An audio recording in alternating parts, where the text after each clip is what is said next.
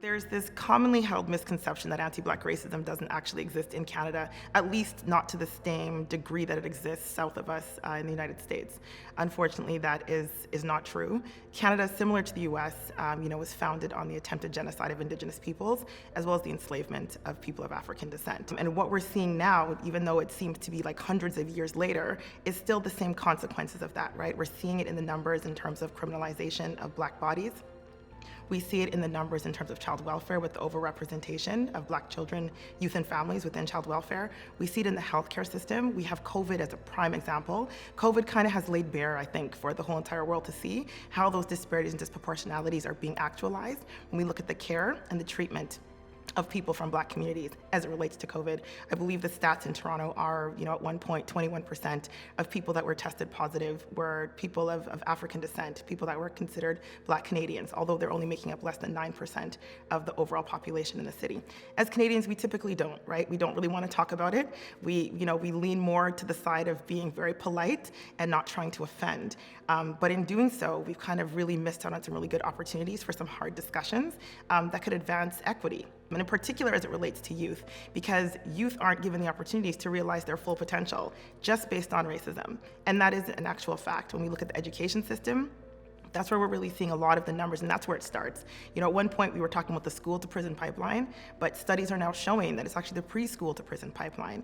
Children are weaned out and they're kind of positioned to not succeed from as early as 3 and 4 years old. We know that there are enough places, and there's now starting to become a lot more data to show that there's an issue in Canada, and that, as a matter of fact, the issue is ablazed, it's on fire, and we really do need to focus our attention there in order to impact the outcomes for these children, youth, and families, because these are members of our society, these are members of our community, and it's important that we do look out for each other. As you're working with people, any colleagues or people that you come across who may question whether or not anti-Black racism is actually real, the statistics actually are pointing us in the direction of saying absolutely 100%.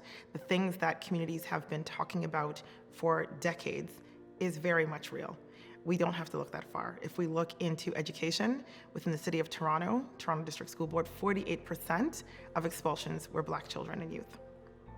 And connected to the education system is child welfare. And in the city of Toronto, based on a 2013 report, over 41% of children in care were Black. And within healthcare, what we're seeing in the city of Toronto, with a Black population making up 9%, over 20% of COVID cases were people that were identified as being Black.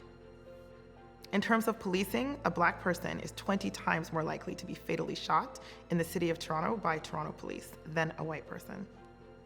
And within the legal system, the Ontario Human Rights Commission report that was released in 2020 basically states that Black drivers are getting pulled over a third more than other drivers just strictly based on the fact that they're Black, and then receiving additional charges based on that alone. So when we think about the connections between the past and the present, our current ideas around what is Blackness and the negative traits that are attributed to Blackness, these are all things that started centuries ago. But we unfortunately have still carried them on with us across centuries to now. So when we're seeing young Black youth, where we're seeing young Black boys and Black girls, all of those ideas and those images that we've seen across decades, from the media to radio to everywhere we're seeing it, it fills our mind. And then we are quick to make judgment and decisions. And the problem is that when we're working in positions within institutions such as criminal justice, within institutions such as child welfare, within the healthcare system, we're bringing all of that bias and all of that baggage with us. And we're thinking that it's not impacting the supports and the treatment that we're giving to these youth and to these families that we're working with. But unfortunately, we would be foolish to think otherwise, because we've been swimming in a sea of all of these ideas from time immemorial, essentially.